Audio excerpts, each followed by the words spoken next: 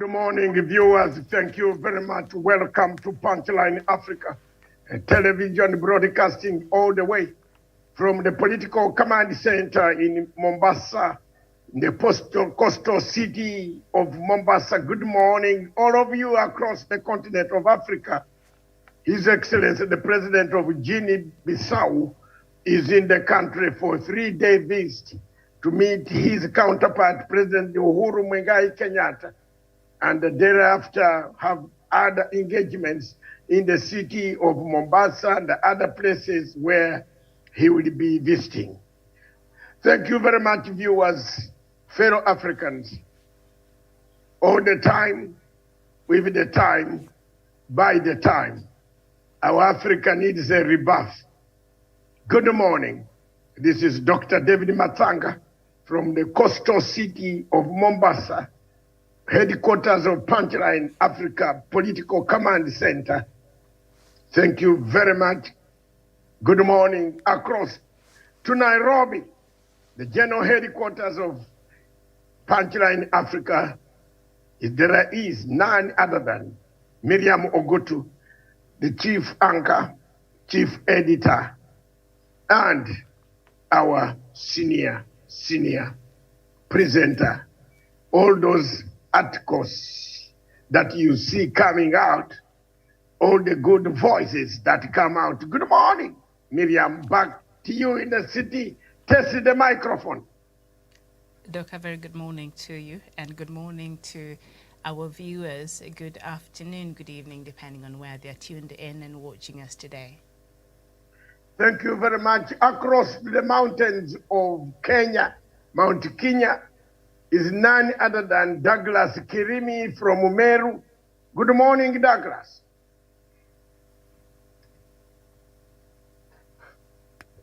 A very good morning to you, Dr. David Matsanga, Miriam Ogutu, Gradual Kirago, and our friends across the world. Good morning, good afternoon, and good evening, depending on where they're watching us from. Doctor, I'm trying to make my way to my first stop at the famous Mate Road. And as soon as I can be able to bring up the live feed from that road. Thank you for having me on the show. Thank you very much. We do understand. If we don't get you clearly, we know you are on the road. Thank you very much, brother. Keep it going. Keep it working. It will work. One day, Africa will rise and shine again. Good morning. Across in Kiambu, what's going on near the University of Kenyatta University? The Vice Chancellor went to report the President to William Ruto. Good morning, Gladwell Kiragu. You are near this university. What exactly is going on in your county and the Bureau of the Legacy in the county? Good morning. A very good morning to Dr. David Matsanga. Good morning to Miriam. Good morning to my brother Douglas. Good morning to our viewers. I was almost near the university, but when I heard that they're planning a strike and they are almost causing chaos, I had to retrieve back till it's made clear. Okay, retrieve and take care and wear a helmet, because anytime they are making a strike, it is Ruto who is making everything, engineering everything. And that is all. We know, we are aware. But let them make a strike. It doesn't pay the project is going to serve Kenyans. We shall talk about that and several other things as we proceed and talk about the politics of the day. Miriam will take us through. This show is unfiltered. Therefore, you unfilter you don't filter any information. It's unfiltered, raw material. Kiragu, I hope today you will bring us raw material. Thank you very much. Thank you very much, Miriam, in Nairobi headquarters. I'm Dr. David Matsanga again. And my new name, Madam Miriam, is Dr. David Manzi. Dr. David Manzi Matsanga. It has been officially been installed as an editor in the Igbo land. So congratulations to myself. Thank you. I'm now called Dr. David Manzi Matsanga, meaning peace Matsanga. Thank you very much. Miriam, let's take it and look through the newspapers. I have the newspaper, RAILA, Tosha for top job, Uhuru's last minute game. That is very good. Kenyatta has lined up a series of campaign meetings. It is going to be hot, I told you. That's why I'm already settled with my satellite images. Wah, wah, wah. Thank you very much. Good morning. Wah, wah, wah. Good morning, my dear brother. Why are you laughing? Again, William, don't start. Let me. Today is Friday, ma'am. I'm already in my situation of the imagery. Miriam, do you know that there is an image, satellite imagery? Do you see this? You see this? Do you see this? This is a satellite imagery, my satellite video link. Miriam, good morning, which I'm going to be using throughout now. And that is whenever I am not available. Don't you see everything now is very clear for you? Thank you very much. Good morning. Viewers across the continent of Africa, thank you very much. It is now and never. You can't call the president a lame duck. He's not a lame duck. The Star newspaper says, Raila Tosha for top job, Uhuru's last minute game. Kenyatta has lined up a series of campaign meetings for Azimio. That includes Matsanga is on the train. Good morning, Miriam. And then we have Omanyala finally secures a visa to travel to Oregon for global show. Why we talked about yesterday. I'll do the Star, then you do the Standard. KNH dishing out unnecessary test reports. Okay. A picture on the Star newspaper front picture sees the candidate Abdallah Wad Nasir and Azimio presidential candidate seated on the car in Mombasa. That is what is going on. 24 days countdown, 24 days to the date of elections. Wafula is still in a mess. Wafula is still making quite a lot of chaos. And for me, I tell you, between me, Wafula has never,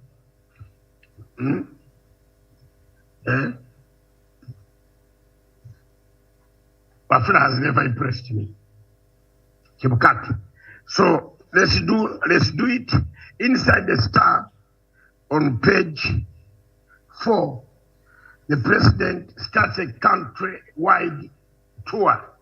We are already in it, and Miriam, we are in it. That's all I can tell you.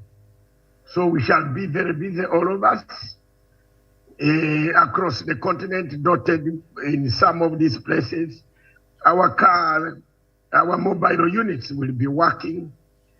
Thank you very much.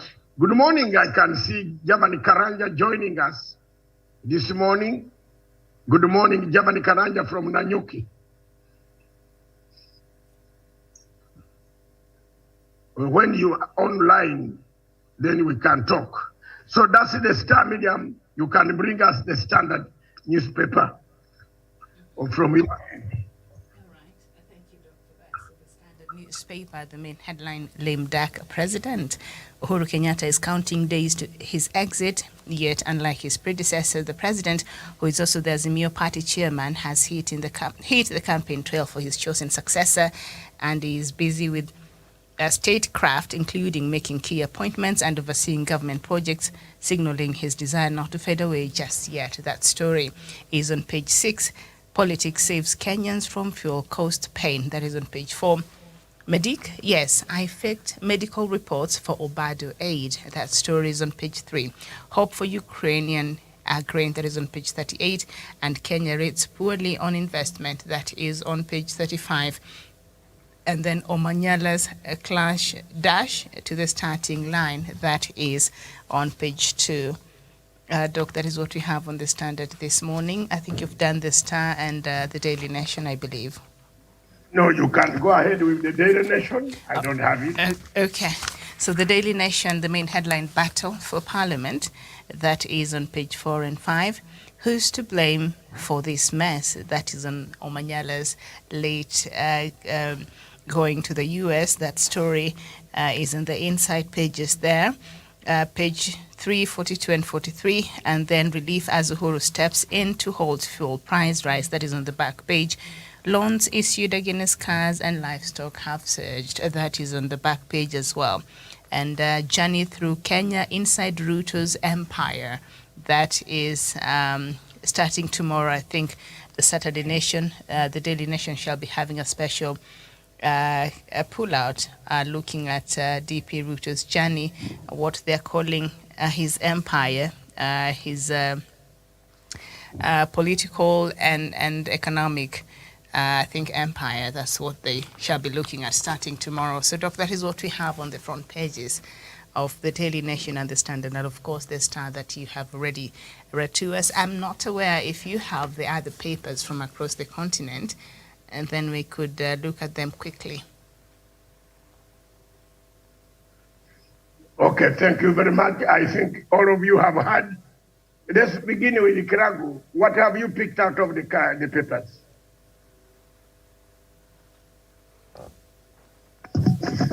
Thank you so much, Doc.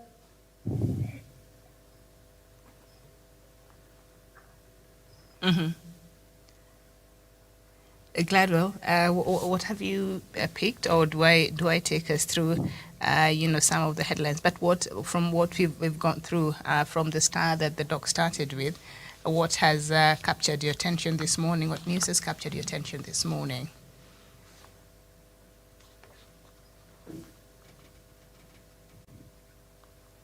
Okay, so Gladwell is not. She's working on her connection there. We are having a bit of trouble there, but she's muted. All right, the network is not very good. I'm told the network from Gladwell is not very good, so perhaps we go to. But Douglas is on his way. Javan.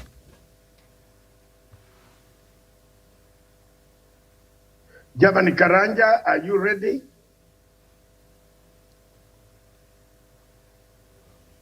Okay, fine. Miriam, let's do it.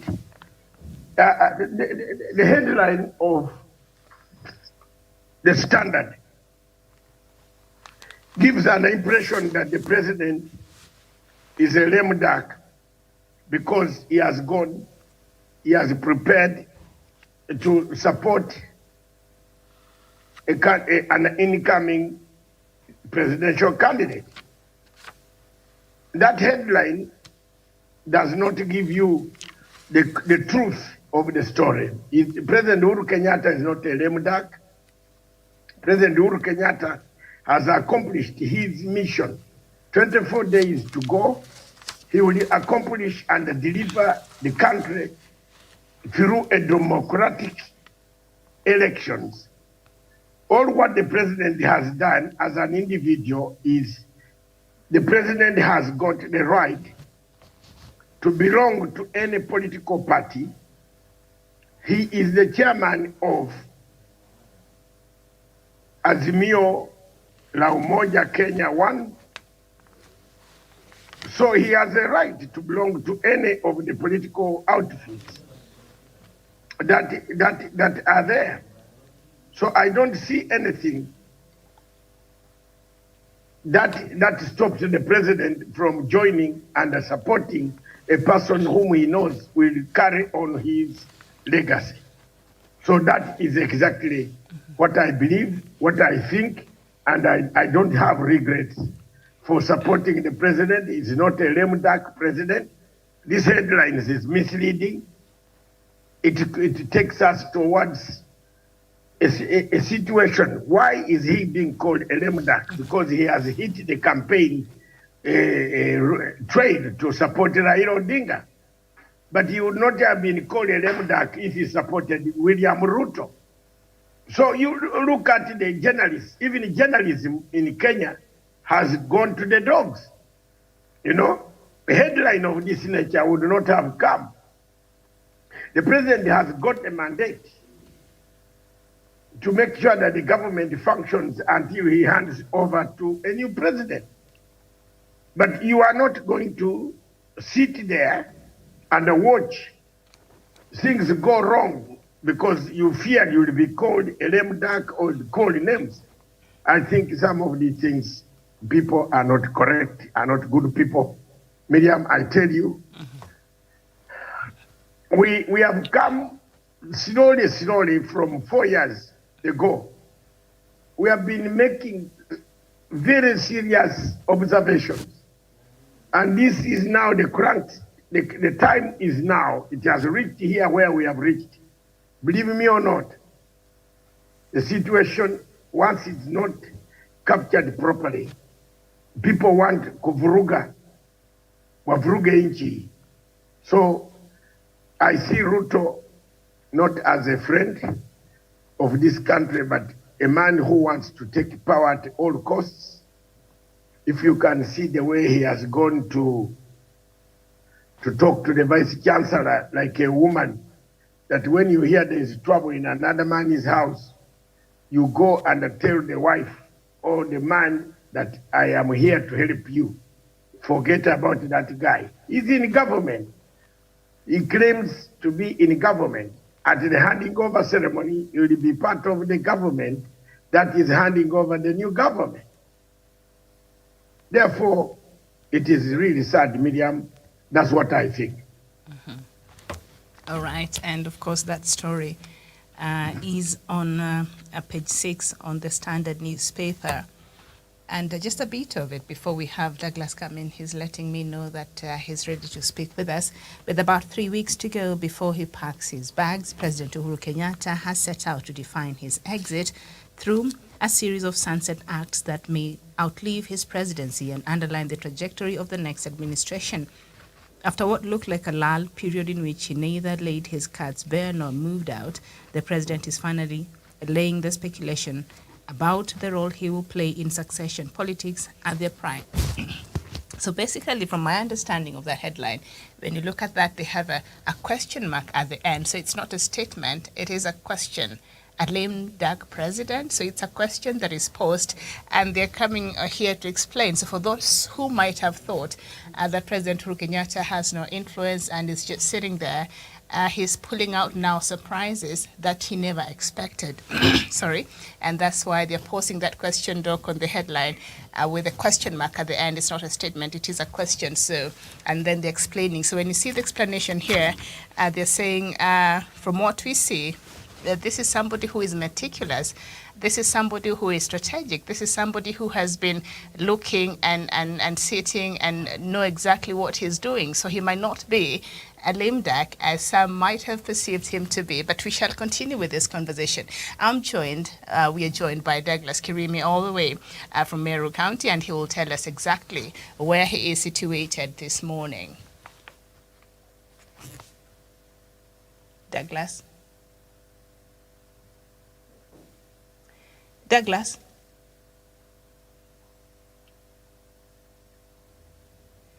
Okay, Douglas is, Douglas, can you hear me? Douglas, can you hear me? All right.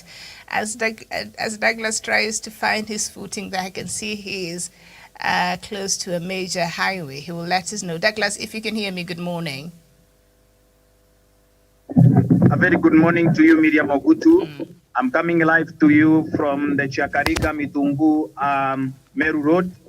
And this is the road that was constructed at a cost of 4.7 billion Kenya shillings. And it is a road that has opened this region. And maybe the people would be interested in this road because it connects 3 counties. And also, this very same road, Miriam, it has really transformed the economic fortunes of the people of Tharaka, Meru, and Embu counties.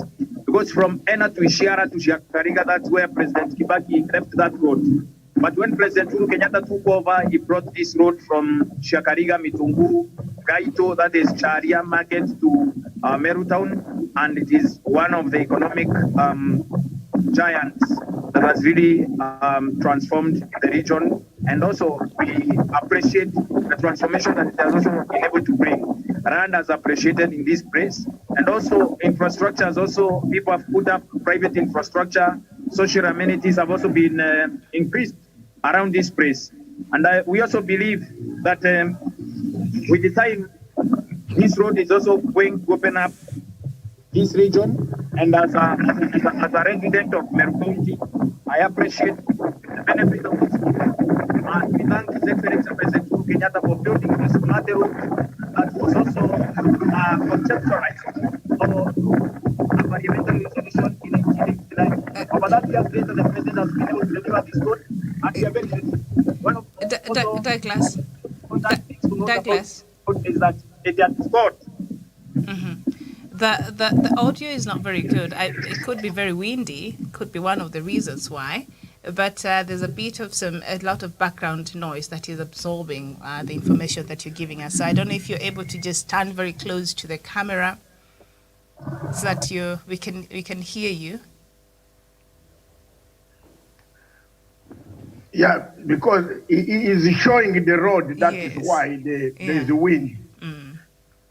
Douglas, go ahead. Are you able to stand near the camera, please? Just close us so that we get that very important information you are sharing with us. Miriam. Yes. It's better now. I didn't hear your question. Okay, all right. So this road, what major towns is it connecting? It's connecting Ishiara, a market that is known for its goat market, Kadwana town, that is Tharaka Nithi County and the quarters, and also it connects Shiakariga, which is also a good market for Tharaka constituency, and it also connects Mitunguru and the quarters of banana farming in Meru County, and also it connects a market in Imenti Central, that is the Charia market or Gaito market. Then it also connects Meru town, which is also the quarters of Meru County, Miriam. And all these towns, remember, they were sleeping towns and markets or urban centers, but they have also been really transformed by this particular road, and also the economic lifestyle of the people and the social lives of the people have also been improved, because there were people who would not get something to do, but now they can go and sell their wares at the market, and also transport has also improved, Miriam. Remember, there are so many transporters, especially from Nairobi to Meru, who use this road because it is also very a favorite of the transporters, because it is very flat and it is also very smooth, unlike the Meru Embu highway that has a lot of hills and slopy terrain. But this particular road, as you can see, Miriam, there are lorries that are transporting goods and goods from this side of the road, unlike the other side of Meru, Embu, Nairobi highway. But this road, as you can see, there are 2 lorries that are transporting goods to Meru town and other connecting towns, especially Isiro and Moyale, that use this particular route. It is a blessing to have this road here. And also, there's something that people should note, that before, people would struggle to get to Meru town. You would wake up early in the morning around 6 a.m. and get to Meru town maybe at 3 p.m. because the road was muddy and it was unpassable. But now it takes less than an hour to connect to Tharaka Nithi, or maybe less than 2 hours to connect to Embu using this particular road, because it is smooth and there's no hills. It is very flat, no gullies along the way. And also, there's something that has really caught my attention. There are so many activities, especially sad harvesting, that has also happened along the road, and also stone, the business of building stones has also sprouted across this road because so many people will not be able to sell their stones or maybe building sand and all that. But this road has really transformed the economic gains of the people, and they are very grateful, Miriam. Okay, so how long ago was the road completed? Do you know?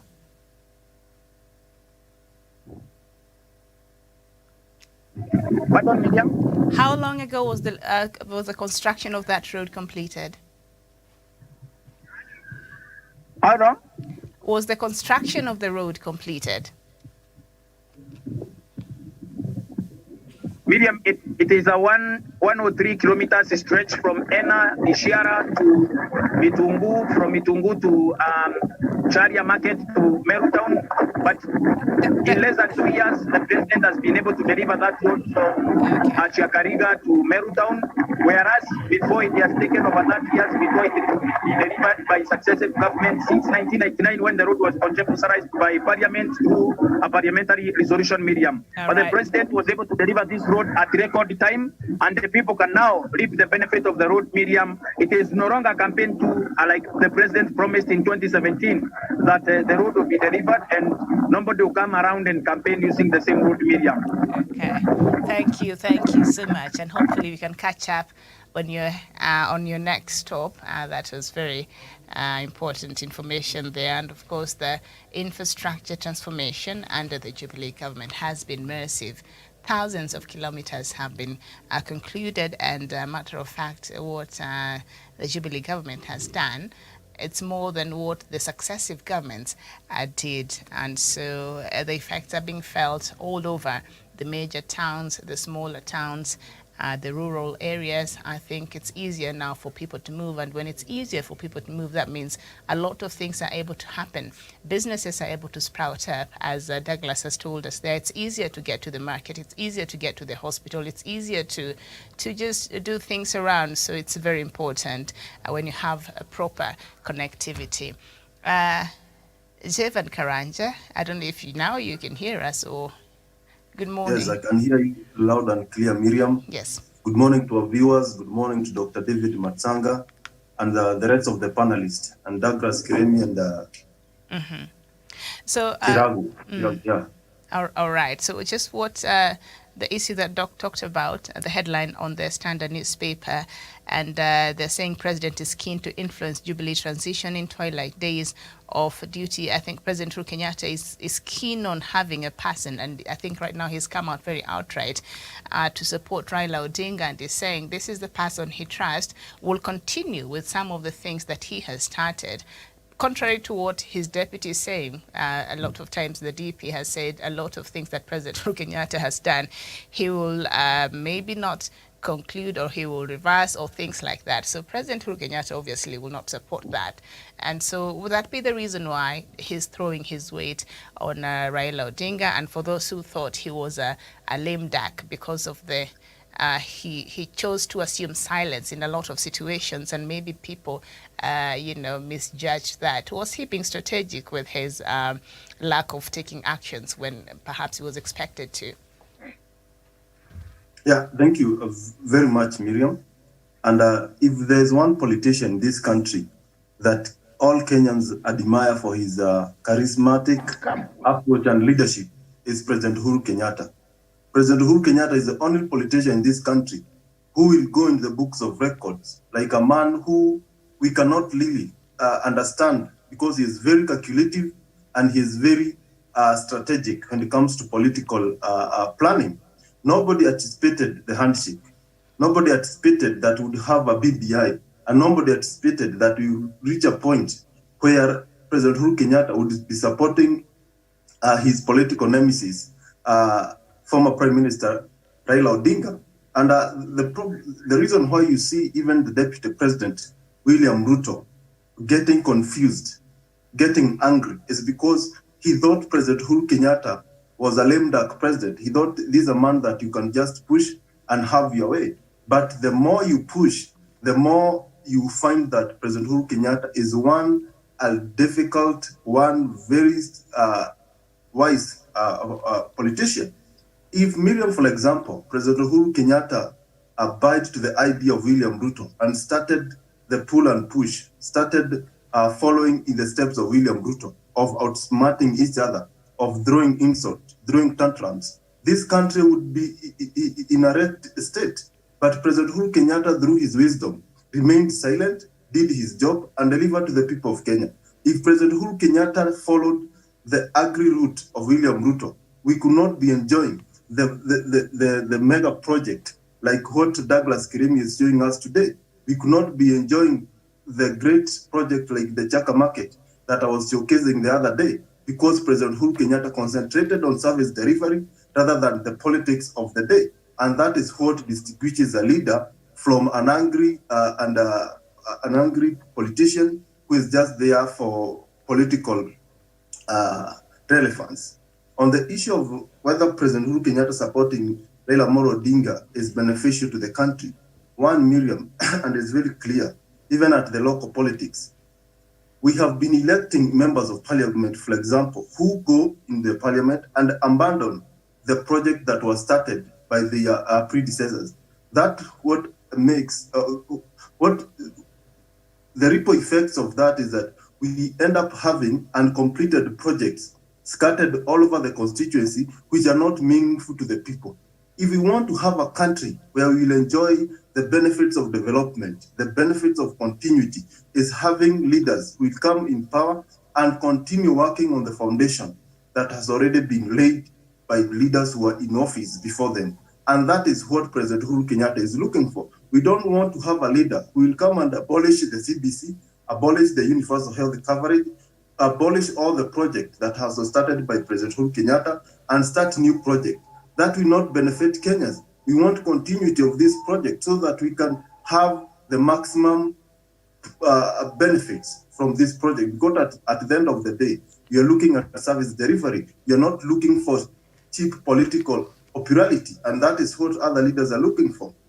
Therefore, I'm optimistic, and I support President Uhuru Kenyatta, because in his own wisdom, Miriam, if he saw the need to have peace through handshake, I know he has a reason why he feels like former Prime Minister Raila Odinga is the right man for the job.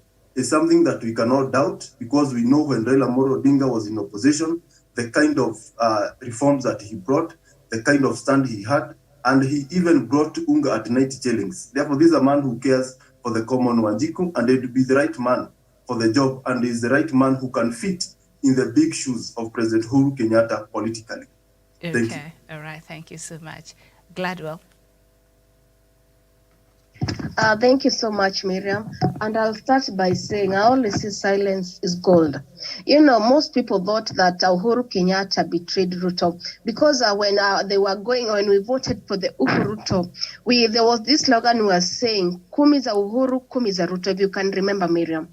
And so people at some, and most of the Mount Kenya people thought that at this point, Uhuru Kenyatta has betrayed Ruto with what they promised. But again, Miriam, where a nation is involved, whereby a country is involved, you can't gamble with what you know will cost the country and the lives of the people. You can't gamble because you said, when I retire, when I go home, I'll give to my deputy.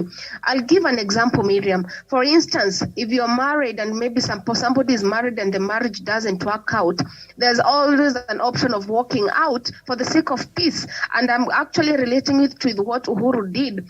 When Uhuru saw that the marriage between Ruto and him is not working, what he did, he sought for another option, the handshake, which is actually working for the Kenyans so well. I was in Kisumu. Hold on, Gladwell. Did Uhuru Kenyatta seek for the handshake first because the marriage was not working, or this handshake is what caused problems? Because is it the other way around? Miriam, to be honest, and I think Doc can come in, correct me here if I'm wrong. I don't think problem between Uhuru and Ruto started with the handshake. I think most of what I've learned from the two, I don't think it's about the handshake. There's more than meets the eye, Miriam, and that's how we can say. No, because we can't trivialize the issue of the handshake. And thank you so much, Gladwell, for bringing this up. And what the reason why, from what we've heard President Uhuru Kenyatta and RAILA explain, the reason why they came together, it is not because there were issues in Jubilee Party. The reason why President Uhuru Kenyatta and RAILA came together were totally different. And what they've said over the years, and they've stuck to the same story, was for the greater unity of this country. So it had nothing to do with the marriage in Jubilee not working. Yes, Miriam, that's what I'm saying. With the handshake, you can see that is when peace, that's when the two parties, we can see the Kikuyus, and let me use that one because, Uhuru is a Kikuyu, and Raila is a Luo. So we can see the two tribes, and that's what I'm saying. A Luo can comfortably go to Ishaweri in Gatondo and be welcomed. I was in Kisumu, and I was so much welcomed. And there was no other, and like before, whereby you could go speak to somebody and say, who you name Kikuyu, and something comes. We were a little bit tribal back then, Miriam. So that's why I'm saying, if this marriage... We are a lot tribal, even back then. We are tribal, Miriam, I agree. But at a point, it is, let me say, the tribalism actually gone down by 1%. That one I can say by 1%. Miriam, that's why I'm saying, if something doesn't work out, you have an option of quitting. And that's why I've started by saying silence is gold, Miriam. All the way Uhuru Kenyatta was silent, and we thought that this man is doing nothing. And then at a point we had a topic of should actually Uhuru Kenyatta come to Mount Kenya and start marketing Raila, who he wants actually to succeed him. But he chose to remain quiet. Reason being, Miriam, and this is according to me. Somebody told me that he actually appreciated the way Uhuru was silent. Because actually out of his silence, Miriam, we now came to see the character of Ruto. That is when Ruto alianza kupayuka. And that is when he actually came out and now started showing out his true characters. So even for instance, if Uhuru came out and from day one started campaigning for Raila, we could not have known the other side of Ruto. But actually out of the silence, we could see he came and actually started even fighting the same government that is enjoying the privileges from. So I support Uhuru in this. Miriam, we all have a choice. And because, Miriam, for example, you are my friend, for example, doesn't mean that when things don't work out, I still stick to you because we've been friends. No, it can't work that way. I have an option because at the end of it all, it's for the peace of this country, the unity of this country. There's life after election, Miriam. I submit. Okay, thank you so much. And of course, the interest of President Uhuru Kenyatta is to ensure continuity. And you brought up a very important matter of the handshake and, of course, the temperament of these two leaders, which now we can see from how they have been reacting and responding to issues. And Ruto now, the current tag and hashtag that is trending is that he's very angry. But he's come out and said, no, you're misreading my passion. He's just passionate about issues. He's not angry. That's what he's saying. But Martha Karua has insisted, no, you're very angry. Matter of fact, you need anger management or something like that, because you cannot have a leader with such a level of temperament. You must be moderate. And I think President Uhuru Kenyatta has learned that over time, because he also used to be very, when he was the minister for finance, I remember very well, but the person that was there back then and what you see now as the president, I think he has really, really grown as a leader, and as far as his political stature is concerned, that is President Uhuru Kenyatta. Doc, the issue of handshake, of course, when you look at President Uhuru Kenyatta's legacy, we can't gloss over the issue of handshake. Him deciding to reach out to opposition leader, at that time we understand where the country was, and he risked even his friendship with his deputy, who refused to board that train. He said, you know what, I'm not interested in that. You continue with that new promise you found with that person. But President Uhuru Kenyatta stuck out because they felt, or he felt, that the unity and the cohesiveness of this country was the most important compared to perhaps anything else he would ever achieve as a president of this country. How has that worked out for him and for this country?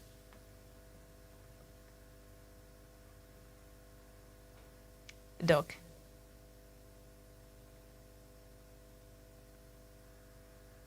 Okay. There is nothing bigger than the handshake. You can go and ask, for example, Ruto will go to hell. He will not go to heaven because he has killed so many people. He has killed Juma, he has killed who? He has shot so many people. And the problem that you people Kenyans have, You don't tell the truth. You have not told this guy, this bagger, the truth. This guy has killed people. Yes. And that is why we have gone wrong. Because he won't go to heaven, he will go to hell. Where is Mesha Kayabe?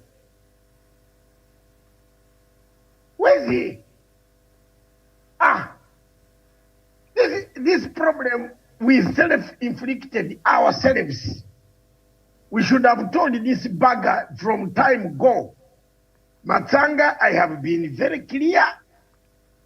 I helped this bagger and he created a problem. He even threatened to kill me. So I've gone out, away. I kept quiet for 4 years. Miriam, I have not told you this. I've been moved. I kept off because I was telling people this guy is a bad guy.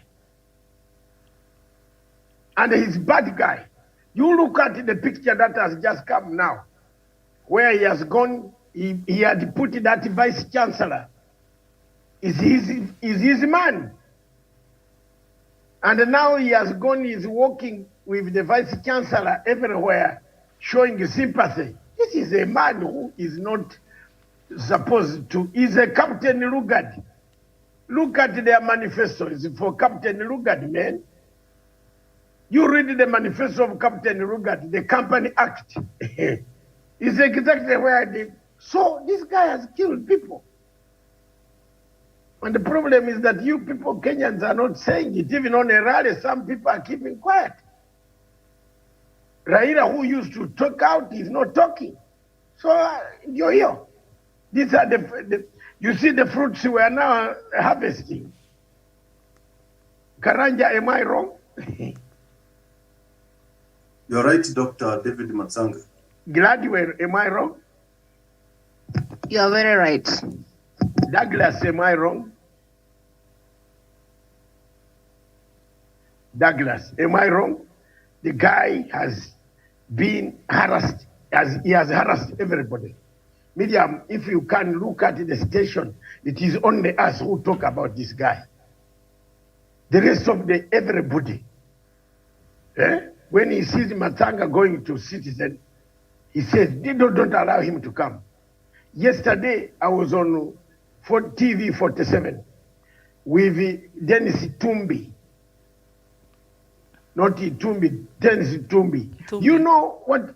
Yes, what Tumbi told me. Tumbi told me that Ruto called him and told him not to go and debate with Matanga. So you can see the hatred I have. Do I need it also? You know, this is now Tumbi himself telling me, and Tumbi is a soldier, he's a security man. You see, the man told me, brother, you are my brother. When I was called, even my party leader refused to.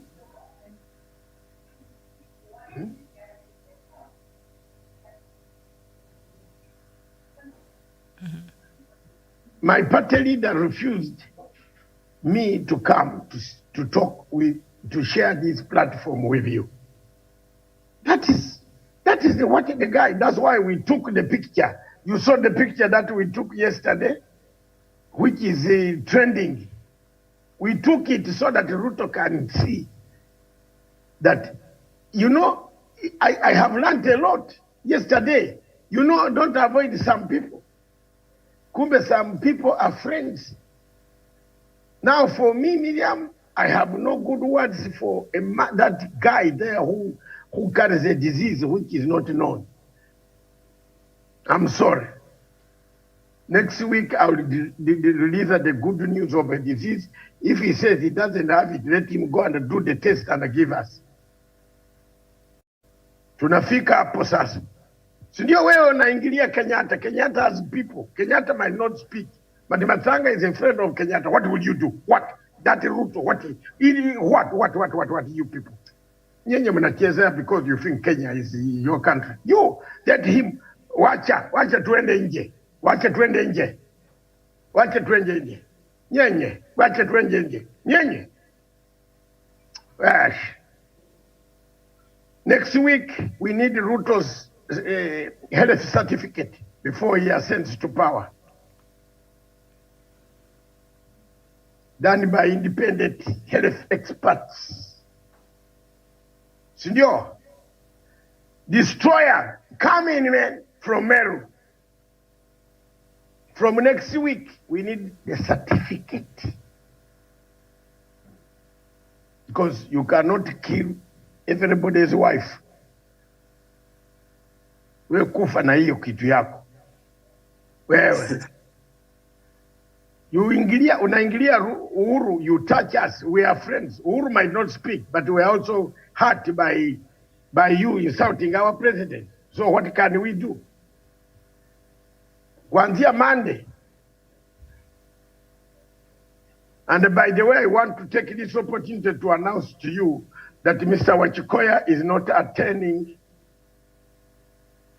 the presidential interview.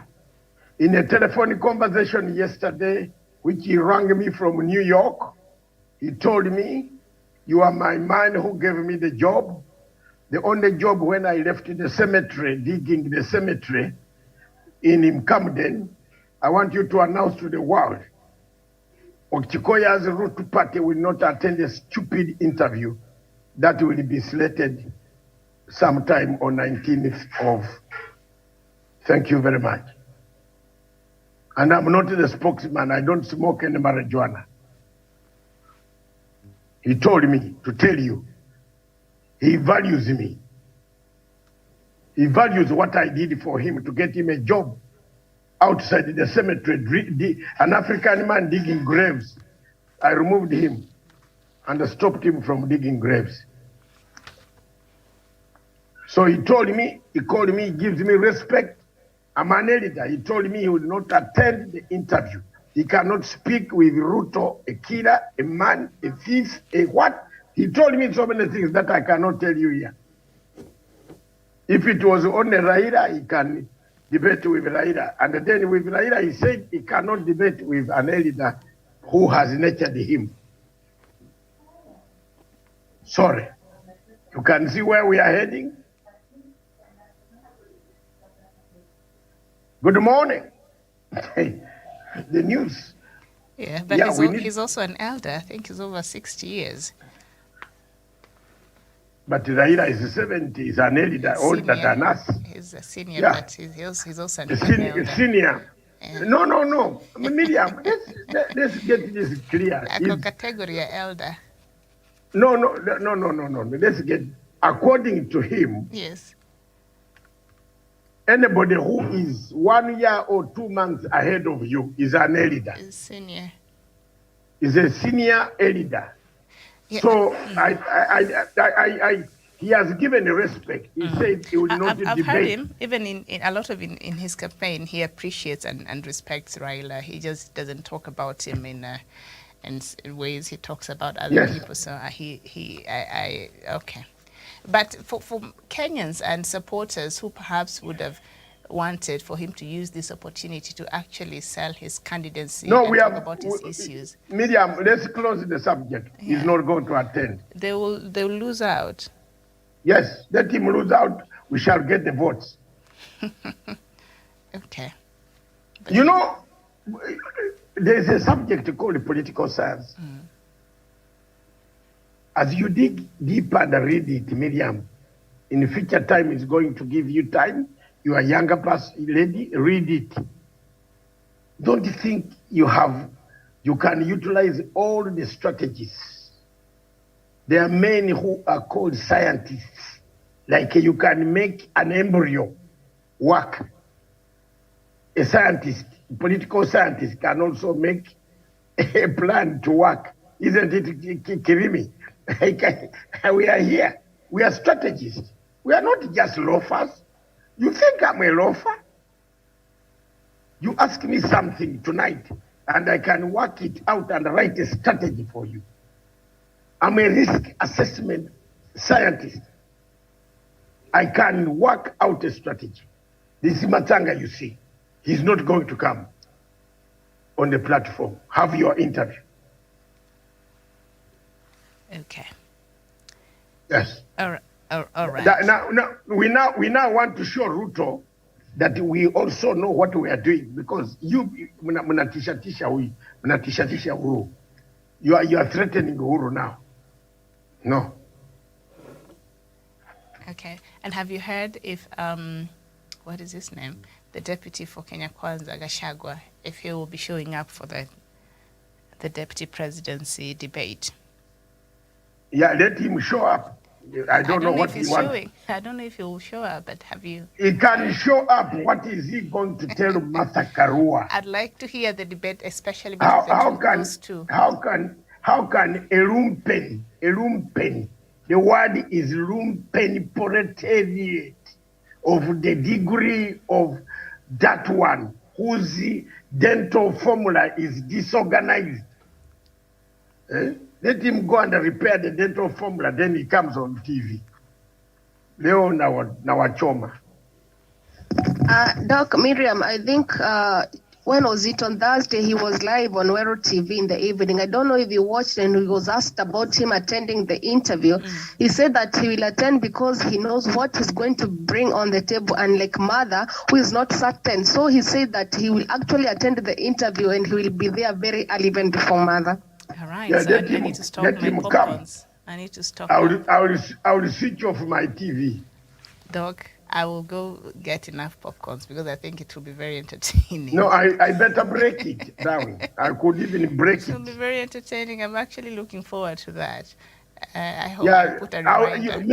Miriam, I would prefer, my sister, I prefer you to do something. Go and listen for me. You pass me the notes the following morning. I'll be doing that. I'll do that homework, Doc. I will listen. Because I'm not glorifying stupidity. Okay. No, but he's not the only person. Miriam, that is a debate that, especially here in Mount Kenya, people are really waiting for that. Yeah. I can tell you. Yeah. Mm-hmm. People are waiting for that, even more than the president's debate. Madam Miriam and Karanja, please. There are 4 words of democracy: association, assembly. Are you listening properly? Association, assembly, organization, and a choice. So I've chosen the last one: freedom of choice. I am not refusing anybody to listen, but I have chosen the last 4, the last one of the 4 choice. We have also chosen that, Doc. There is what? We have also chosen that. The choice.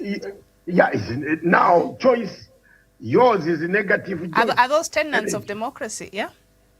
Yes, 4, 5 tenets of democracy: organization, assembly, freedom of organization, and choice. Speech, and a choice. Sasa sisi pia tuko hapo kwa choice.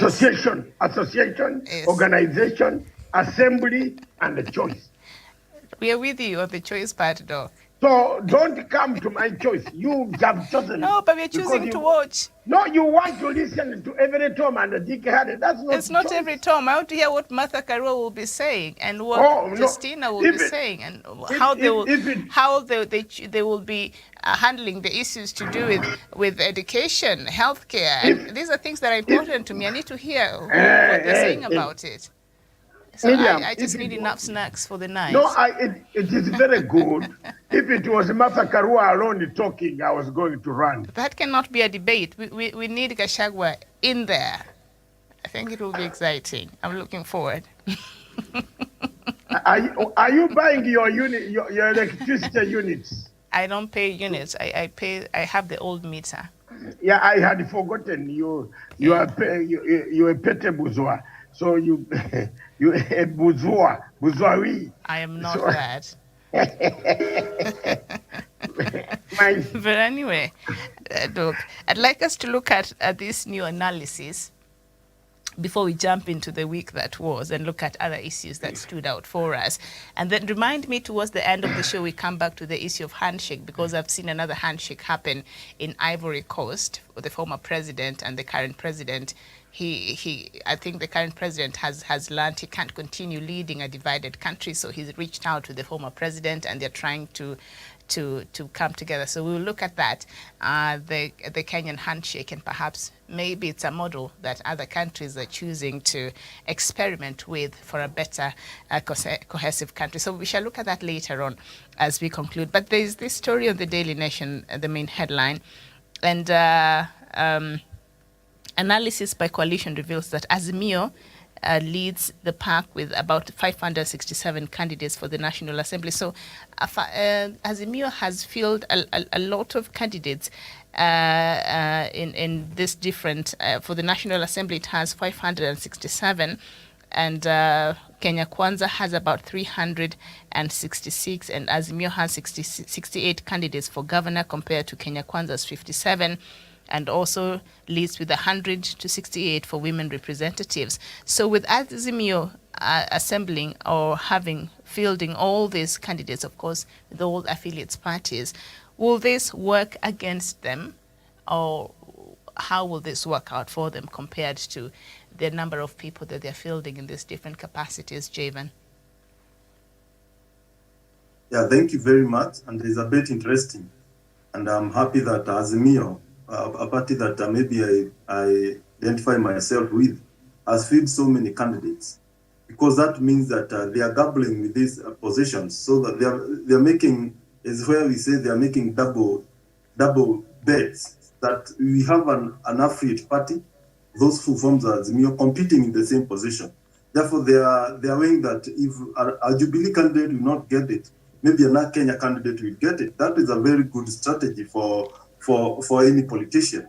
But my worry is, if they feel the same, where I'm having a problem with Azimio as a coalition is them fielding so many candidates in the same constituency where we still have our competitors, instead of having a neutral ground where they can maybe bring these candidates to a point of understanding, maybe a dialogue, a consensus, so that we can field one candidate. And I think that will be a bit better, especially in areas that are dominantly Azimio strongholds, that are areas that we cannot even think of joking with in terms of getting these members of parliament. Because in any case, we get the presidency and we lack the parliamentarian, the parliament and the Senate, then that means the opposition will hold us captive.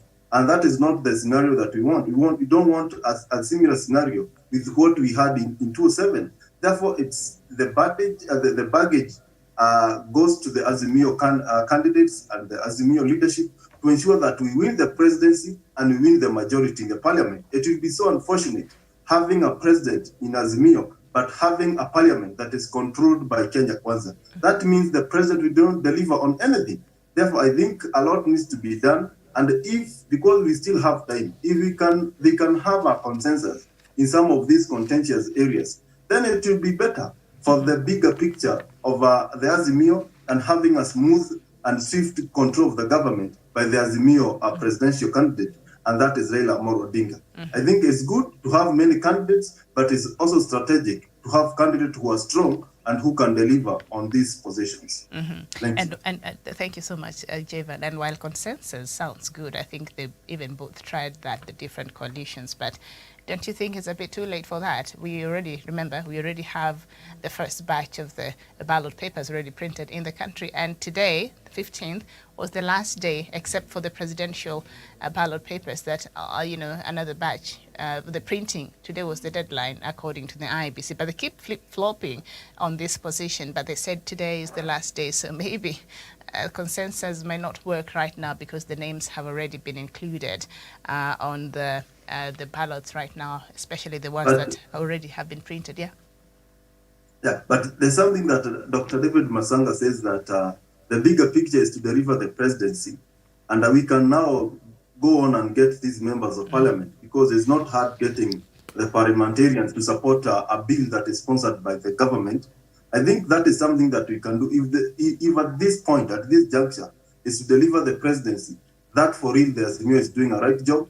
Therefore, I think they will cross the bridge when they get there in terms of who gets the majority in parliament. But from all indications, Miriam, you can see that Raila Amolo Odinga, from the data and everything, will have a majority in parliament, because in 2017, he almost got, he had a very big control of the parliament, bearing in mind that was a combination of President Uhuru Kenyatta, the Jubilee Party, and William Ruto. And Raila Odinga had a very big control in parliament and the Senate. Therefore, if he can get some votes, if he'll get some members of parliament, which he will get from Mount Kenya region, that means he'll add to what he had last time. Because apart from ANC and Front Kenya, which has abandoned the old code, the other parties still remain intact. Therefore, and is an advantage for Raila Amolo Odinga for the Azimio coalition, because it is scattered all over the country,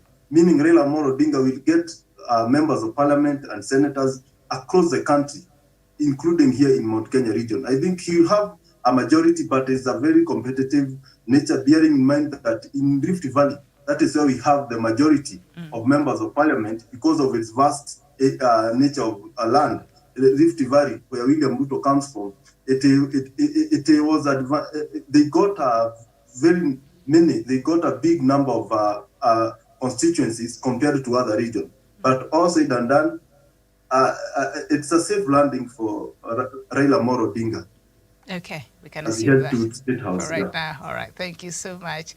Douglas Kirimi, I'd like to catch up with you. I don't know where you are this morning, and if at all you can hear us.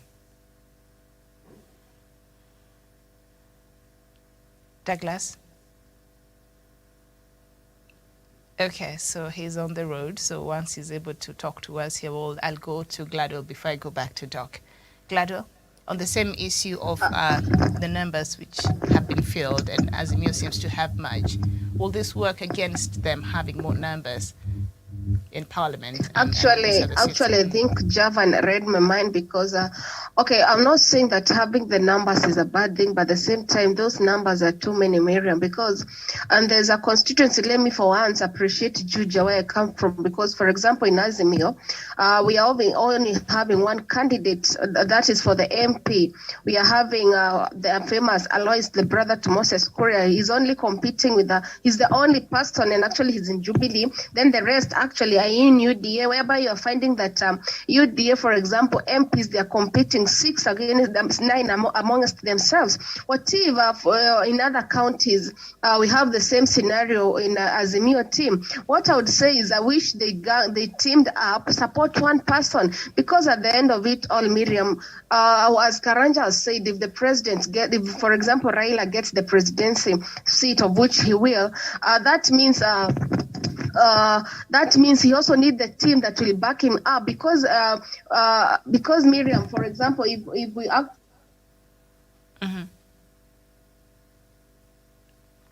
Gladwell, we're losing you. Okay, we've lost Gladwell there, but I'll get back to her in a short bit. But I see Douglas is ready for us. Douglas, don't disappear. Douglas. Okay. I can see he's on transit, so maybe he's not able to speak. Gladwell, are you able to hear me? You conclude your thoughts? Yes, I can hear you well. Yeah, Miriam, that's what I was saying. At the same time, the numbers are important, Miriam, at a point, because you also need the backup. But at the same time, the whole competition, maybe in a particular constituency, I think it is too much. And we can't rectify it because the ballots have already arrived. But then you can see that that list will be so big. Because, for example, Juja, and I've seen it, I've seen samples being given there. For instance, the NCA, we are actually choosing one against the 17. There are 17 people in that ballot. So it is actually a little bit hectic. What if the person you are choosing, for example, in Juja, is a number that not many people will support the person? I mean, there are too many, Miriam. Despite us wanting the numbers in the parliament. Okay, thank you so much. All right, back to you, Doc.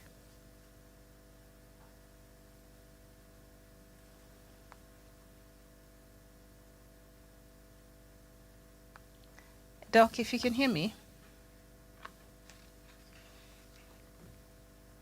Okay. And according to the latest statistics from the IEBC, North Mugirango will have the longest parliamentary ballot paper in the country.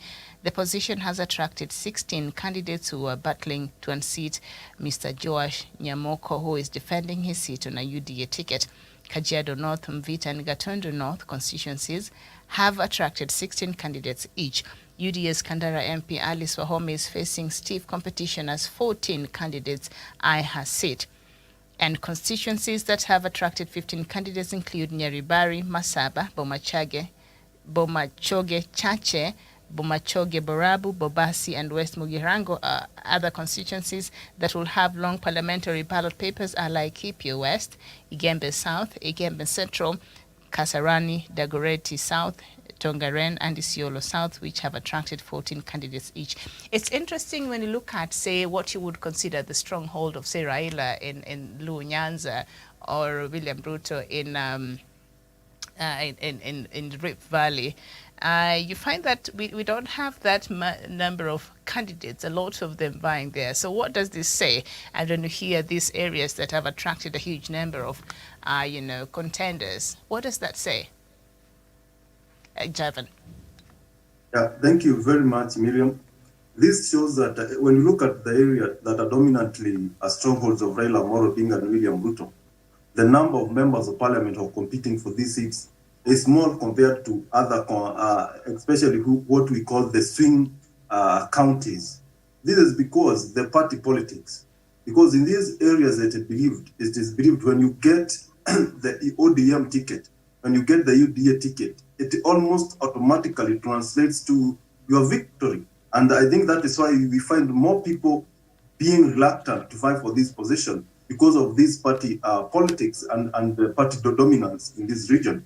And that is why we're finding areas like Isiolo, like Laikipia West, those in Kisii, and some parts of Kajiado. And we know these parts, Miriam, they are mostly Kajiado.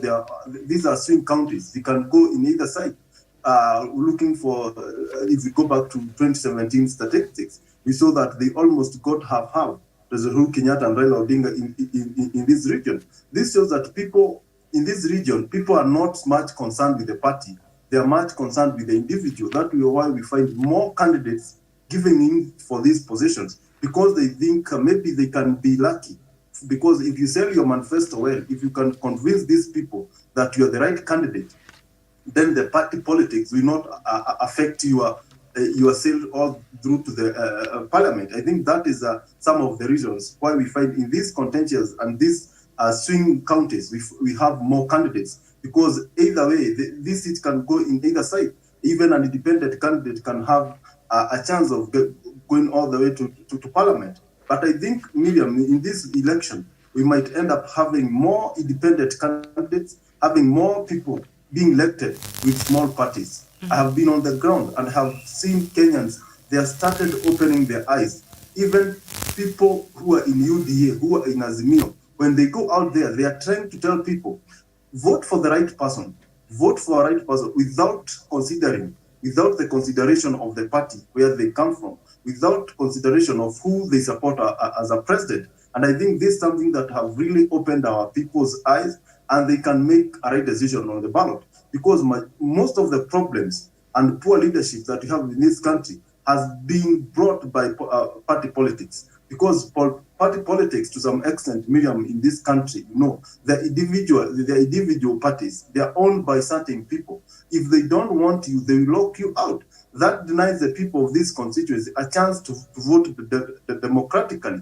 And I think that is why we need to have strong political parties that stand for an ideology that are not owned by individuals, that will give Kenyans a chance to have the right people on the ballot. Look at the process that we had of the party primaries. Some candidates were forced to vie in these tickets, blocking the Monanchi, who is the greatest stakeholders in this political process, a chance to nominate a candidate of their choice. This, to some extent, suffocates the democracy. And that is why we are seeing a revolt of that. That is why we are seeing some people, even in these areas that were dominantly ODM zones or UDA zones, people trying to go for other candidates who are in small parties. I think that is something that will be interesting to watch as we head to this general election. And I can speculate that we'll have majority, if not, they not be so big, but we'll have a number of good MPs from these small parties and independent candidates from the mistakes that are done by these politicians who own these big political parties. Very great analysis there, Chairman Karanja. Doc, I don't know if you can hear me. Doc? Okay. Dr. Riapo, but he'll get back. We'll get in touch with him when he's able to speak to us. Gladwell, why do you think that there are specific areas where you don't see this number of candidates, the long list of members of parliament especially, vying, compared to certain areas which are considered predominantly stronghold of certain, especially presidential candidates? Miriam, let us be honest this morning. And actually, for example, my rural home, where I come from, in the interiors in Muranga, they think it's only one person. Actually, he has no competition, Miriam, at all. I think the competition he has is, I think, 3 people. And the people, they are very certain that the guy is going back for the last term. The reason, Miriam, and that's also some parts of the country, the reason as to why, Miriam, and this I learned when I was in Kisumu. For instance, the governor there, yes, there are others, but people have made up their mind. There's something we call making up your mind. And the reason, Miriam, some of these counties will always be lagging behind, despite them having the resources. For example, Kiambu has actually been behind. Yet the money that is a county that should actually be so developed compared to some of these interiors which actually are doing it. It's because of the decision we people make, Miriam. For example, currently, and that's what I'm saying, let us speak the truth. Miriam, for example, if you come to Kiambu currently, the competition is so stiff. And there are so many, for example, the MP and the governor's seat. We have so many lined up who want that position, including the likes of Kabogo, Kuria, Nyoro.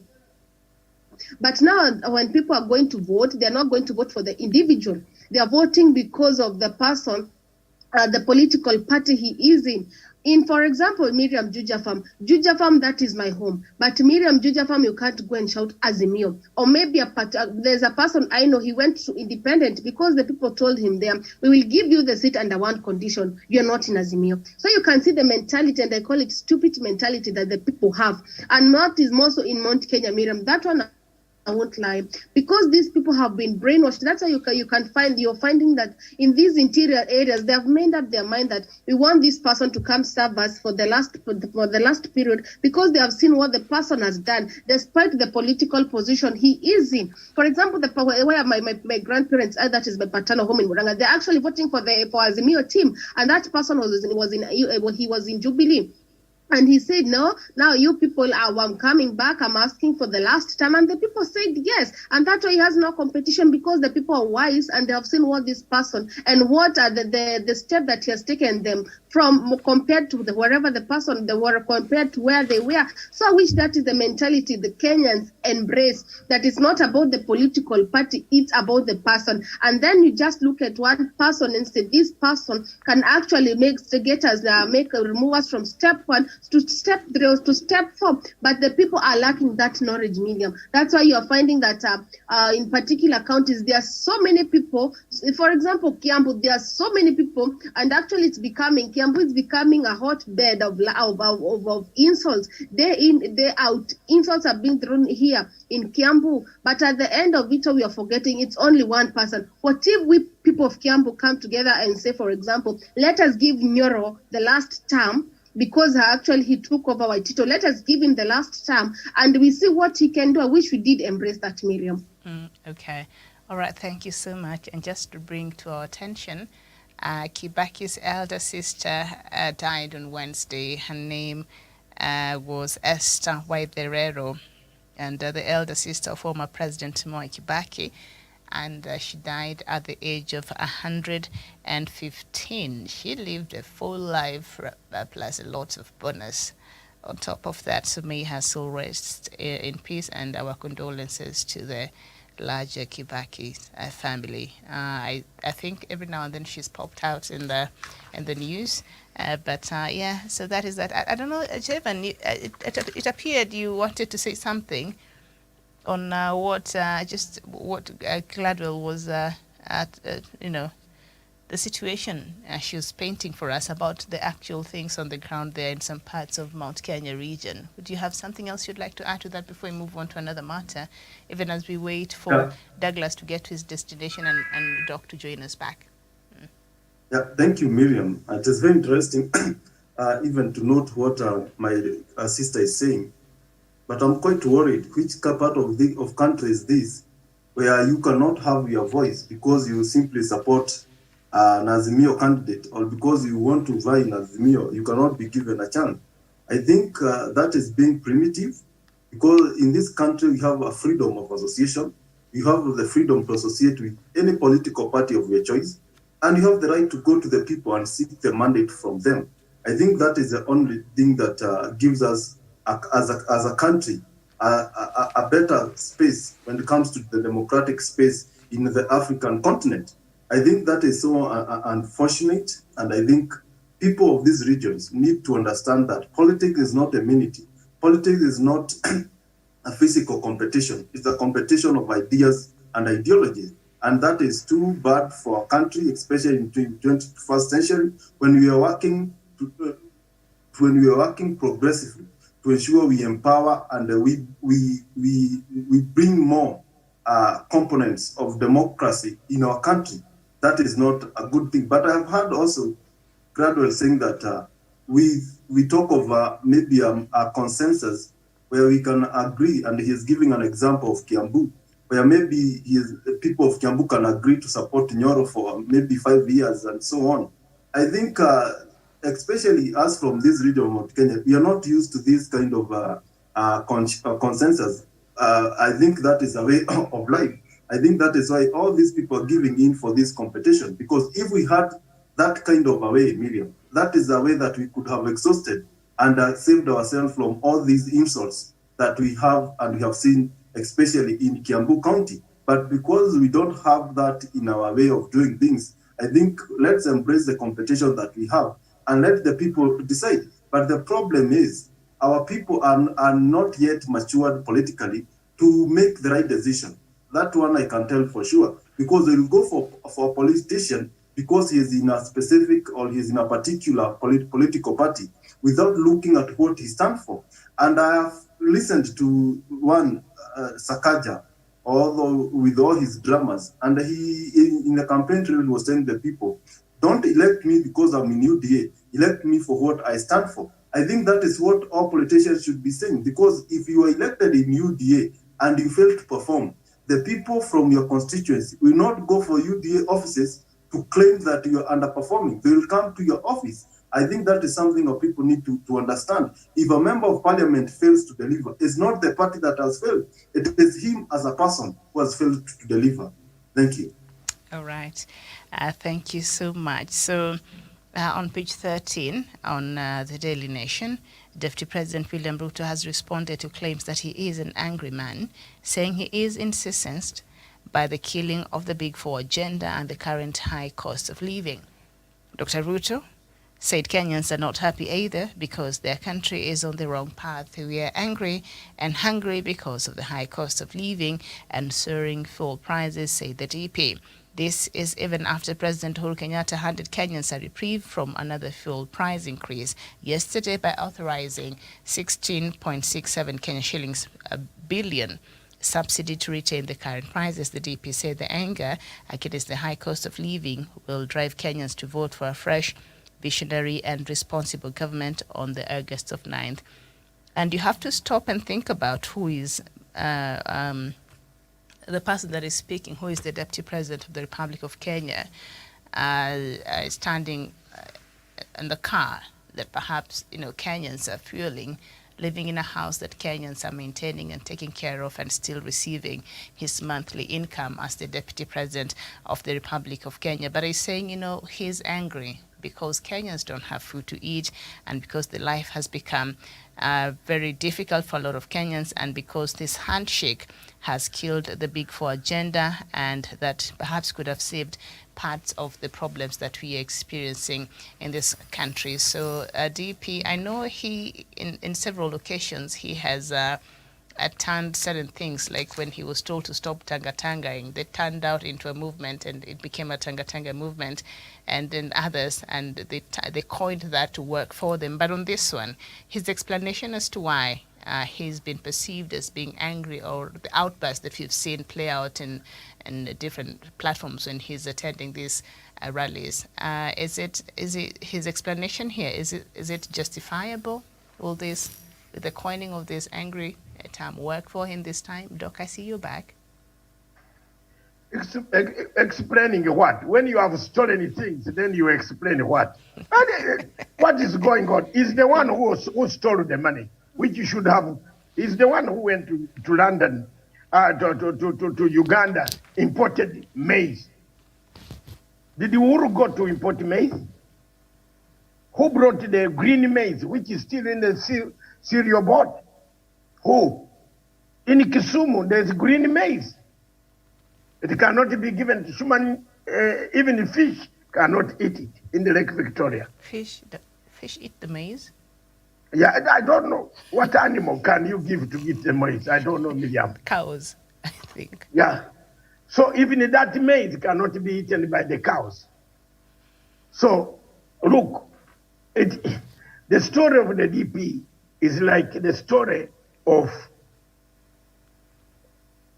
getting of a servant, of a master who sent 3 servants, who left 3 servants with money. The other one saved the money, the other one kept it intact, the other one used it. So choose where Ruto belonged among the 3. When the boss came back from safari, he asked for, where is this? This one next.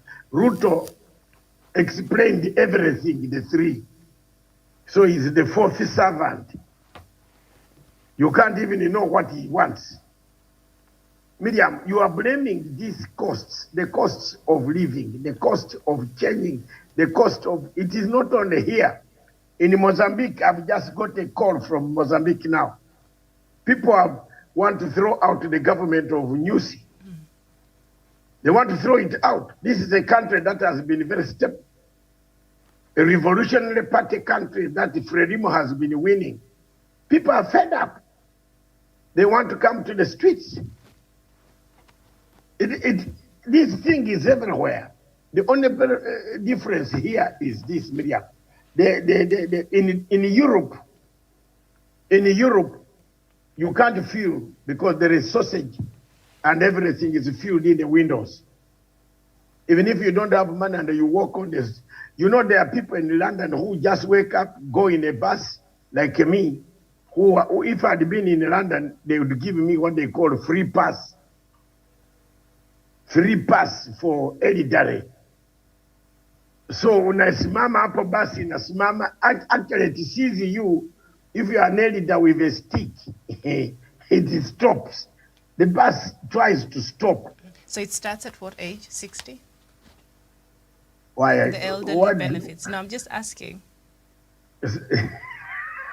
I want to see if Jacoya qualifies. Jacoya is 65. Miriam, what? Gladwell, have you seen what Miriam is going into? Not what age? 60? I'm a 65. 65. Oh, Jacoya has 2 more years. Okay. Back to you. So you mean me? I'm already gone. No. I was just talking about Jacoya. It's 2 more years. Why are you not simply saying I've gone? Gladwell and Karanja. Miriam, my dear. I did not even bring up the issue, Doc. But sorry, I interfered with you. If the explanation, go ahead. No, if you are hitting Wachikoya of 60, what about the guy of 60? No, because we can't keep giving him a pass. I think he has entered the elders union. I don't know if there's anything like that, but Ojikoya is on the 62. 63, according to Yeah. Google. 63. It's yeah. But anyway, but I think you're trying to explain how out there things work properly, social contract. Yes. So there is a social contract there that you can go with your free pass to the library and start pretending to write. In fact, there are elders of 80 years writing books. But where can the elder of 80 years in Kenya go to write a book? There's no library. All the money for the library, if you ask the Ministry of Heritage and National Heritage whether the museum has a library, I don't know. If people have confused, even, you know, those days there were centers when we grew up. There were community centers where every Wednesday people gather, every Friday women gather there to listen to the problems. Those centers are in the Ministry of Social Services, which Kilegui, is it Kilegui or who? Ministry of Labor and Social Services. Those amenities are not there. So when you start blaming Uhuru Kenyatta, yet money, can I tell you, Miriam, that in this country, social workers, there is a list of social workers, but do they do social work? Your child is at school. Ask your son whether there is a social worker who visited their school.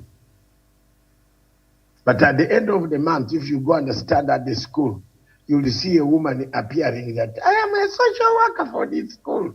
But if you ask her, where did you do the social work? She can't tell you.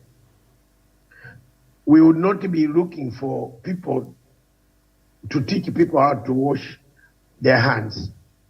They are community workers, social workers, outreach workers. Those departments, they are there in the Constitution of Republic of Kenya. But Miriam, they are probation officers. But they only appear at the end of the month. And there's a probation officer, the newspaper wrote, who lives in Malindi and only goes to draw the cash in Nairobi to check the account if the money, the check has been transferred on the account. So these are some of the things that my friend William Ruto should be explaining to the people. Instead of condemning the president, he should be explaining to the people that we have been in government, but we are not able to deliver certain things because we failed on A, B, C, D. I was also a thief. I got involved in stealing some money. Yes. No, he's saying he's very angry because the Big Four agenda did not take off as they had planned before that handshake that he said. Because he was planning to steal more money from the Big Four agenda. But the Big Four agenda, as in Douglas done one Big Four agenda there, infrastructure, a few minutes ago, the legacy of President Uhuru Kenyatta has been stable. It has been stable. Like it or not, it has been stable. And he's going to hand over power to a person who can continue with his legacy. You can't hand on power to a person who goes to pick a vice chancellor who has resigned from his job. Not if told to resign, but has resigned willingly. Because he feared he had done something wrong. Why didn't he consult other bigger people in the university? Is Mugenda having a problem? Mugenda is not having a problem. That place has a hospital, one of the best hospitals. And if WHO is bringing something that will benefit the people of Kenya, Miriam, tuambiane ukweli jameni. There will be employment, there will be a research center, there will be an institute. It will train people, Jameni. It will train people for this disease. You see now there is another disease that has erupted in Britain, another COVID called Centras. Have you heard about that? It is now another COVID virus. I saw someone sending me from Britain that they suspect it has arrived there. But we need institutes of this nature. So if you team up Kenyatta University with that institute on the same place, why didn't he just organize and they do these things in the boardroom instead of him sticking and even frustrating the WHO to the extent that the WHO had to go back and we are taking this institute somewhere else in Tanzania? You see? So it got the president not happy. Anybody cannot be happy. So in a nutshell, Miriam, that is what the life is. I can do a takeaway and we go home. Okay. What do you think? Yeah, but we were to, I don't know where Douglas is. He was headed somewhere. I don't know if he can hear us. Douglas is not on the platform. Okay.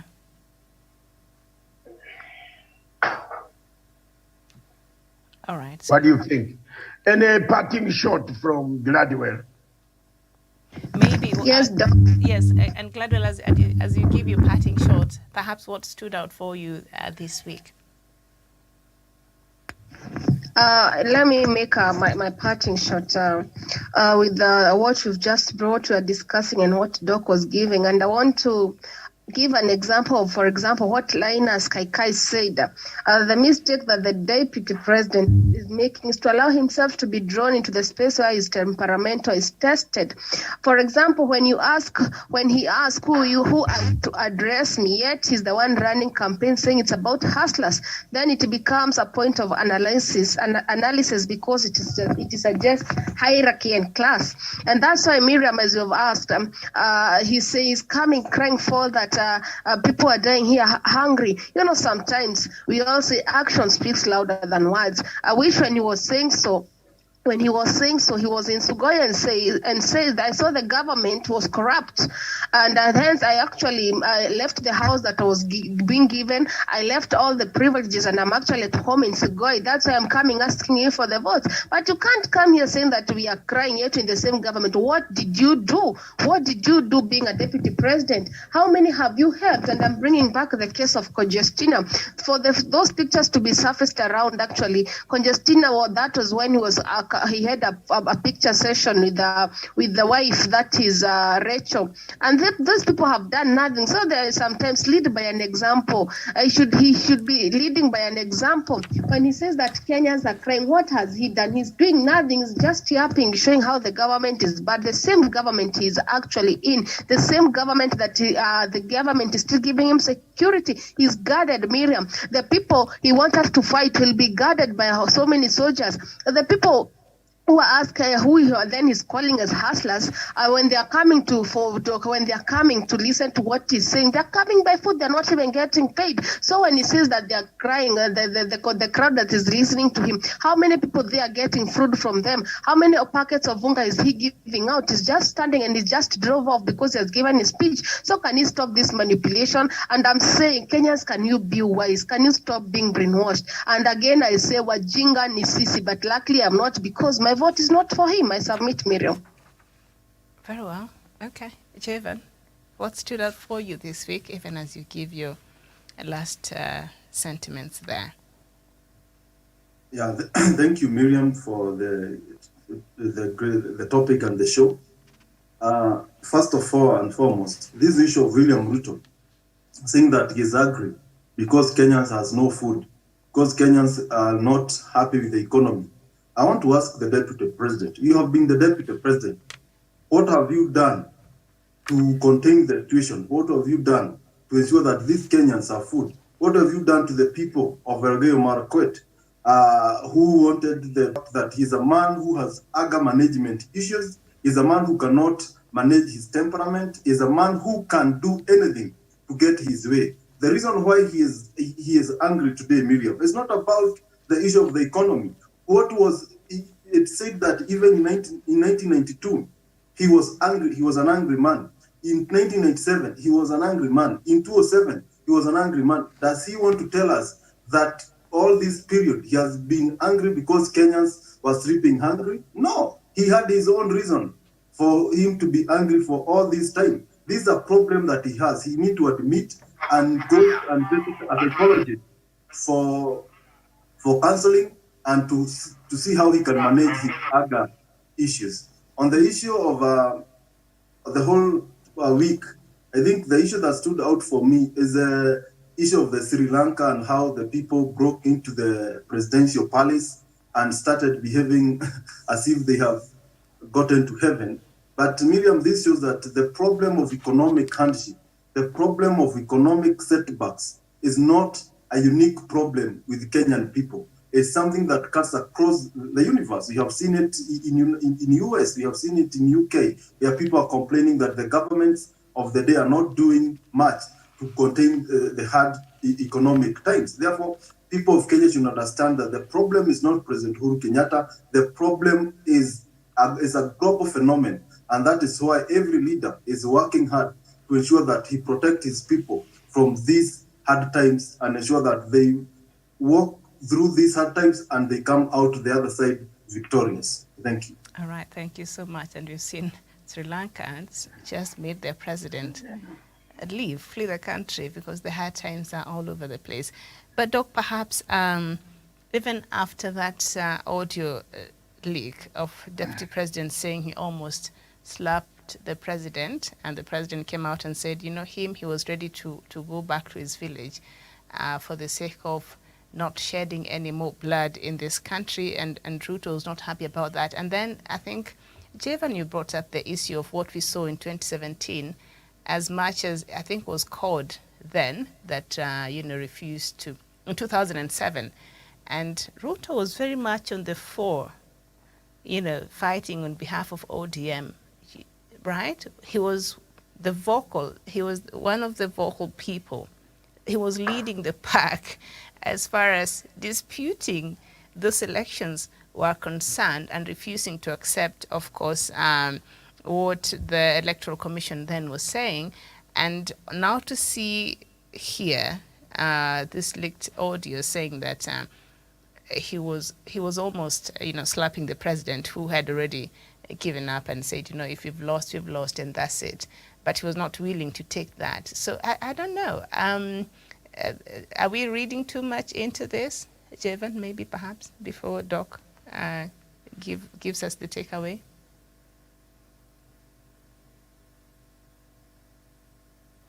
Javan. Okay, maybe Doc, just go ahead. Does this speak thank you. to the... Miriam, go ahead, are you asking about the because when you remember 2007, the DP was the one very vocal on ODM, on how they will not accept those results and all that. You remember, he was very angry. And then when you hear this leaked video of him saying he almost slapped President Kenyatta because President Kenyatta had already said, you know what, I'm not willing to have bloodshed in this country. So if we have lost, then that's it. He was ready to go home. But the DP said, no, you cannot. And then you look at, the videos that we saw in 2007, so does this speak, can we read much into the character of the Deputy President, or are we reading just too much into this? We are not reading too much, Miriam, in the character of Deputy President. That is who he is. In 2007, he was forcing his way so that RAILA could have gotten to State House because he was promised the Prime Minister position. In this time round in 2017, he almost slapped the president because he was to become the deputy president. So to him, everything revolves around power. If you promise him power, he can do everything to ensure that he gets that power. And that is why, as Kenyans, we need to be worried of this man. He is too ambitious to be the president of this country. This is a man who has uncontrolled presidential ambitions. This is very dangerous for a nation. This is a man who we cannot trust. because he can lose his anger. And Miriam, the hell, we might break loose. And that is not the kind of president that we want, who is power hungry. And this speaks much to the character of the deputy president. If he gets to power as a president, Miriam, what he will do is to solidify the power, consolidate the power, so that he can be one very powerful president, not only in East Africa, but across the entire African continent. That is why political pundits, that is why political observers are worried of character of the deputy president. This is a man who will not relinquish power after his two terms ends, constitutionally. This is a man who makes sure that if he gets to power, he remains in power and he'll do it the Museveni way. That is why we are worried, and we can read much, and we can see from who he has been since 1992 to date. Thank you. Okay, thank you so much. Doc, you can end it for us.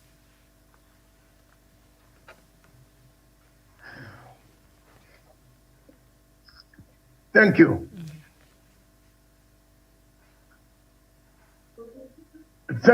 Thank you very much, viewers. Today, Friday, 15th July 2022, marks a turning point in the politics of Kenya. President Uhuru Kenyatta, the current president of the Republic of Kenya, has decided that he will back the former Prime Minister RAILA Amolo Odinga in order to continue with the legacy activities and the legacy of His Excellency the President that he has been there for 10 years.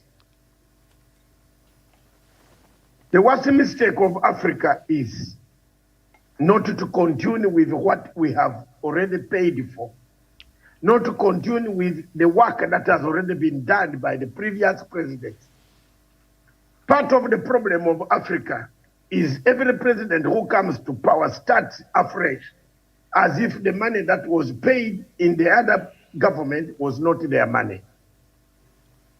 This problem has been the biggest problem that has retarded Africa, that has taken Africa aback, that has taken away the very little money that Africa has, that we end up begging to foreign donors, yet we can actually utilize this money that we have without repeating the mistakes, the problems, the projects, or canceling the projects that could be the best projects to be completed. Time and time again, people have completely stopped. Governments across the continent of Africa have started the new projects without thinking, without, knowing how much money these new projects can cost if you cancel the old ones. Is it time for now that Africa must form a unity that Kenya, for example, President Uhuru Kenyatta is leaving, but the new people who are, especially his deputy, is talking of going things differently. That means all the money, the resources, the activities that were done by the previous government will not go on. Then why do we have planning institutions? Why do we have ministries of planning and economic development if these projects cannot go on?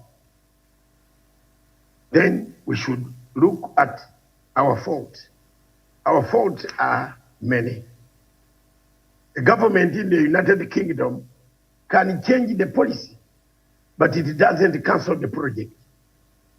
A government in the United States of America can change the policy, but it doesn't cancel the project.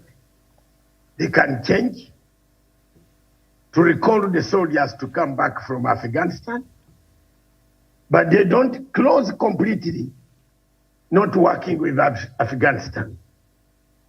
They remain helping that government to make sure that the transition is smooth.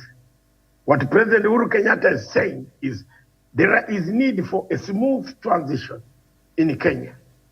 and a transition that will benefit the people of Kenya. He will only hand over power to the people, to a person who can continue with the legacy to unite the people of Kenya. Handing over government to a person who will divide the people of Kenya is like going to hell while you are still on earth. Therefore, I believe handing over and continuing with the project, every president in Africa has a right to choose the direction. If Ruto himself had remained loyal and not opposed what President Uhuru Kenyatta had done, he would be the one handed over the mantle. But he didn't remain loyal. The president left money for him, left responsibility for him, misused the same responsibilities that was given. Today, we are in quandary state because of William Samoei Ruto corruption tag. Thank you, viewers. All right. Sorry, thank you for that, and thank you so much for watching. And even as we end the show, today was the World Youth Skills Day, and the theme for this year is transforming youth skills for the future, positioning for a successful career. So whatever you're out there doing as a young person, just make sure that your skill is counting. Thank you so much for watching. We'll see you here on Sunday, 2 p.m. East African time, God willing. But for right now, enjoy your weekend, and bye-bye.